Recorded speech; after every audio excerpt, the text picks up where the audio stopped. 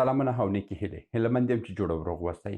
دغه ورځ کې د فرهاد دریا چې کوم کورونه په هرات ولایت کې د زلزله ځپلو لپاره جوړ کړي دي، دغه دوه ورځو کې خبره نهایتاً غوغا ته رسېدلې ده او ډېر خلکو حتی فرهاد دریا ته توهین آمیزه او ښکنځلې هم په فیسبوک کې لیکلي وای چې هغه کمنټونه مې ولیدل، نو ډېر مې زړه درد وکړو. نو راغلمه د راجستان تحقیقاتي مرکز سره په شریکه د دې کورو تاریخچه م پیدا کړه، ریښه م پیدا کړه چې دغه ډول کورونه په نړۍ کې په کوم ځای کې جوړ شوي وو، دا نقشه د کوم ځای ده، آیا دا زلزله ځپلو دپاره ښه نقشه ده که بده نقشه ده، او که ښه نقشه ده په صحیح ډول باندې تطبیق سوې نه ده.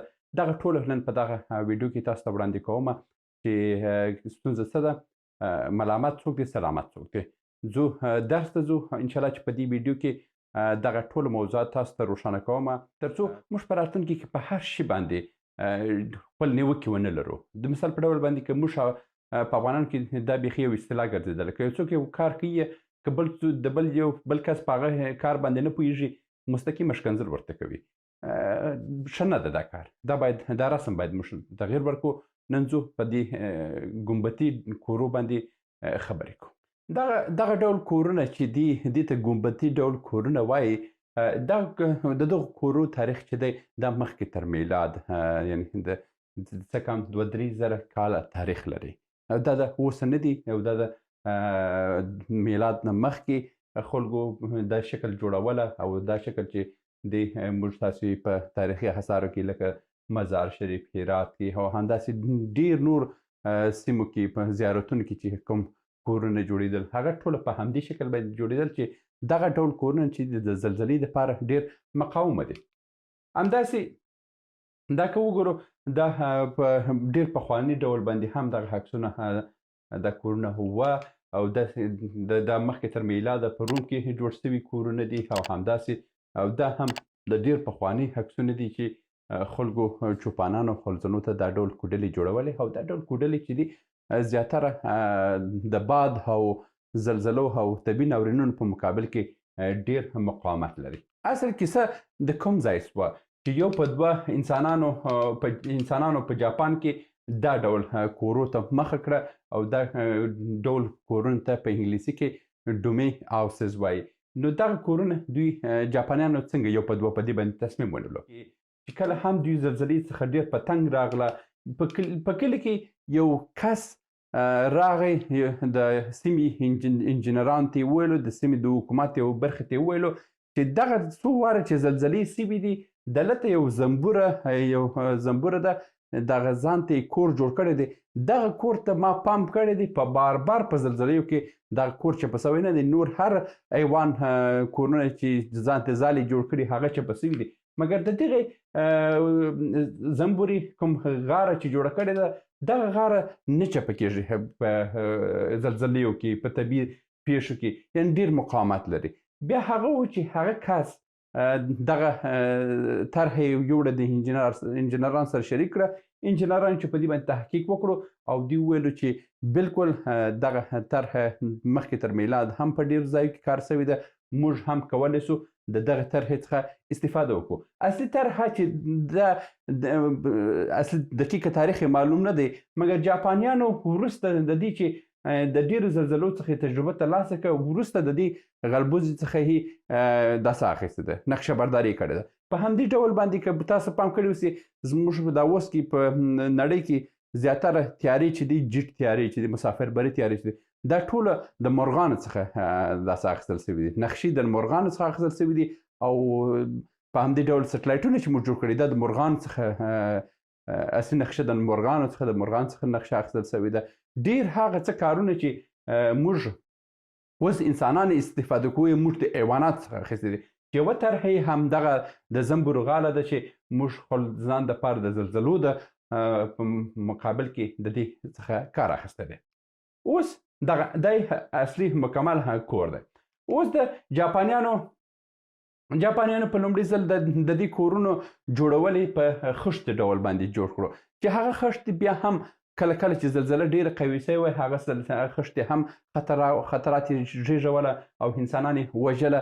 نو د هغه نه وروسته په بل قدم کې دوی د چوبي سیستم څخه کار واخیسته. په هغه چوبي سیستم بیا دا و چې یخ و د یخني و د غږ دپاره مقاومت یې نه درلود او هغه څخه خبر راغله اوس په دې ډول باندې دې ته دغه کورونه چې دي د پولي ایتیلین څخه جوړېږي. هغه کوم مواد چې تاسو لیدلي اوسئ پایپونه چې جوړېږي، پلاستیکي چوکیانې دي، پلاستیکي میزونه دي، همدغه شیان چې دي د پولي ایتیلین څخه جوړېږي.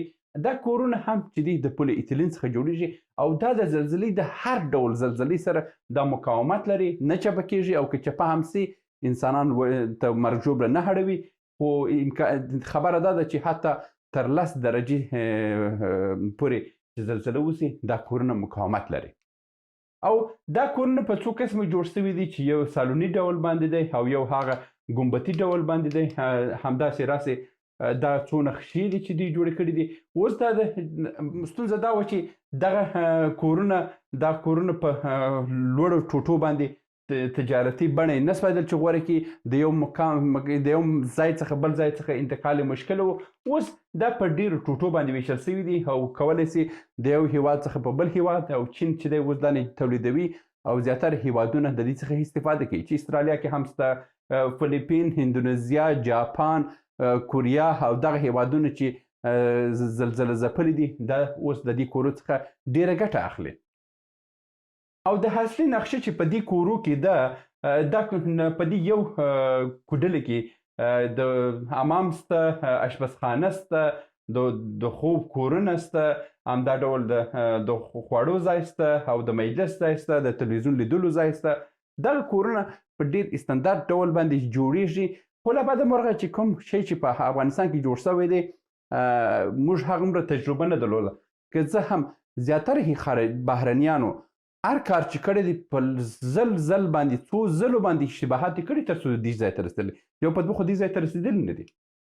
او دا چې دی د لرګیو هغه کورونه دي چې د لرګیو څخه جوړېدل، خو وروسته چې د غږ او د یخني په مقابل کې د تخته مقاومت یې نه درلود، بیا د دې څخه واوښتله او داسې پولي ایتیلین خو دې برخو ته ولاړه. خو اوس دغه ستونزه حل شوې ده. د لرګیو کې هم دوی همدا مواد کاروي چې غږ هم د بین وړي، ګرما او یخني هم په مقابل کې هم مقاومت لري. دا ستونزه اوس د تختیو څخه هم حل شوې ده. موږ کولی شو چې دغه ستونزه چې اوس په بوجیو کې خاورو مو اچولې ده او دا پېښې دي، د دې څخه موږ باید بهتره دا و چې موږ د تختیو څخه کار اخیستی وي، تخته بهتره وه. خو دا چې کار صحیح شوی نه دی، همدا ستونزه ده چې حولي تجربه ده. او کنی دا کورونه د زلزلې په مقابل کې ډېر قوي کورونه دي. دا هغه شیان دی چې د غږ او د یخني او ګرما او سرما دپاره په کورو کې استعمالیږي. دا هغه کورونه دي چې په جاپان کې په ډېر وسیع ډول باندې نن سبا استعمالیږي. دا ټول پلاستیکي کورونه دي چې پولي ایتیلین څخه جوړېږي. دا البته د یوازې پولي ایتیلین څخه نه جوړېږي، 3 برخې لري. هغه 3 برخې زه تاسو ته وروسته ښیم چې کوم برخې دي. په 2003 کال کې د پینګو په نامه باندې یو کارتون جوړ شو په لومړي ځل باندې. خو وروسته په 2005 کال کې په لومړي ځل فلپینیانو همدا تقاضا وکړه چې د دې ډومي کورونو د دې دپاره چې موږ وسو کړی د خلکو په منځ کې دا رایج کو د ډومي کورونو دا څه هم تاسو په کارتون کې راوئ. دا و چې په 2005 کال کې په 6 قسمت کې دوی د ډومي اعلانات جوړ کړه په کارتون کې، تر څو خلکو ته دا وښیي چې دا کورونه چې دي د ژوند کولو لپاره ښه دي او بې خطره دي او ستونزه نه جوړېږي. دا هغه کارتون دی چې په شا کې هغه عادي کورونه ښولي دي او په دې بغل کې ډومي کورونه ښولي دي چې د هغه کورو خطرات په دې کارتون کې ټوله راوړي دي. یعنی یو سالمه کورنۍ او خوشحاله ژوند په دې کورو کې. دا د فرهنګ جوړونې په ټولنه کې یو شی عام کول لپاره زیاتره هیوادو کې اوس د کارتون څخه استفاده کیږي، ځکه چې کارتون ډېر خلک په کورو کې ګوري د ماشومانو دپاره. فرادریا چې په کوم کورونه جوړ کړي دي په هرات ولایت کې، ستونزه دا ده چې زه هغه کمنټونه هم درته ښیم. ډېر خلکو فرادریا ته ښکنځل کړي دي. که څه فرادریا په بهر ملک کې ناست دی، هغه نه مسلکي انجینر دی، نه په طرحو پوهېږي، خبره دا ده چې یو انجینر دته یو طرحه ورکړې اوسي چې دغه طرحه ده د زلزلې د مقابل کې دا بهترینه طرحه ده او طرحه صحیح ده، طرحه ښه طرحه ده، خو ستونزه دا ده چې ځای ډېر نیولی دی او دا کوم د بوجان څخه چې شی جوړ کړی دی مثلا ځای ډېر نیولی، داخلي ځای چې دی دومره داسې نسته. اوس که تاسو هغه بله نقشه لیدلې اوسي ټول شیان پکښې پوره دي، مګر په دې کې د یو نفر دوه نفرو ځای هم نه کېږي، مصرف ډېر سوی دی او نتیجه صحیح ډول باندې نه ده. لکه دا کورونه چې تاسو وینئ دا هم هماغه کورونه دي او خو خبره دا ده چې که لاړ شو نقشې ته ولاړ شو د دې کورونو نقشې ته په دې یو کور کې وګوره هم تشناب په نظر کې نیولی وی، هم اشپزخانه، هم د تلویزیون لیدلو، هم د خوب ځای، دغه ټول شیان په نظر کې نیول سوي دي په هغه کوم کورونه چې چینایان یې خرڅوي. مګر ستونزه دا ده چې دا کوم کورونه چې اوس داسې جوړ کړي په هرات کې بې تجربې سوي ده په هر شي کې، دا هر ځای کې چې کله هم یو کار شروع کوي خامخا به یو څه ستونزې وسي. طرحه ښه طرحه ده، خو دا دی چې باید په دې باندې یو وسیع مجلس ته وای د نورو برخو څخه هم تقاضا سوی وای چې په دې کې نظر ورکړی وای د دې څخه چې موږ په تختو د تختې په شکل باندې کورونه جوړ کړی وای. اوس د تختې دپاره هم تختې په افغانستان کې ډېر دي، موږ باید چې ښه کورونه جوړ کړو. دا کورونه هم ښه کورونه دي، خو دا دی د بوجیو څخه جوړ دي او دا که د لمر په مقابل کې څه وخته بعد خراب نه سي او بیرته دا ونه شړېږي او په کورونه چپه نه سي. او دا یو ستونزه. او بله ستونزه دا ده چې ځای دیوالو ډېر نیولی او په داخل کې شی نسته. بله ستونزه دا ده چې تشناب او اشپزخانه او د میلمنو دپاره ځای نسته په دې کې. طرحه ښه طرحه ده، خو دا دی چې تطبیق یې صحیح سوی نه دی. په دې کې د فرهاد دریا ګناه نه ده. اوس راځو دلته د فرهاد دریا په پوسټ باندې. فرهاد دریا لیکلي هم دی چې د بعضې خلکو د کامنټونو په لوستلو باندې زه وشرمېدم، ځکه چې زموږ ډېر افغانان په مستقیم ډول باندې یو کس ته ښکنځل کوي او په طرحې باندې هم خبر نه دی چې دغه کورونه د کوم ځای راغلي دي، بنیاد یې څه شی دی، دا هېڅ په دې شیانو باندې خسر نه خلاصېږي، خو مستقیمه ښکنځلو ته ځي.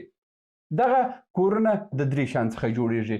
یو د پولي ایتلین دی چې بهرنۍ برخه یې چې ده په پولي ایتلین باندې جوړېږي، چې هغه میزونه دي، پیپونه دي، چوکیانې چې دي، دا ټول پولي ایتلین دی. بله برخه یې منځنۍ برخه یې هغه سپنج که تاسو لیدلي اوسئ په دغه زیاتره تلویزیونانو هر ځای کې چې تاسو وینئ دا استعمالیږي، دې ته پولي استارین وایي. دا زیاتره په اوس په کورو کې هم استفاده کېږي چې غږونه داسې دا په منځ کې استفاده کېږي. په درېیم قدم کې او هغه داخلي ډیزاینونه یې چې دي دا بیا په پولي اوروتان باندې کېږي چې داخلي ډیزاینونه بیا ټوله په دې باندې دي.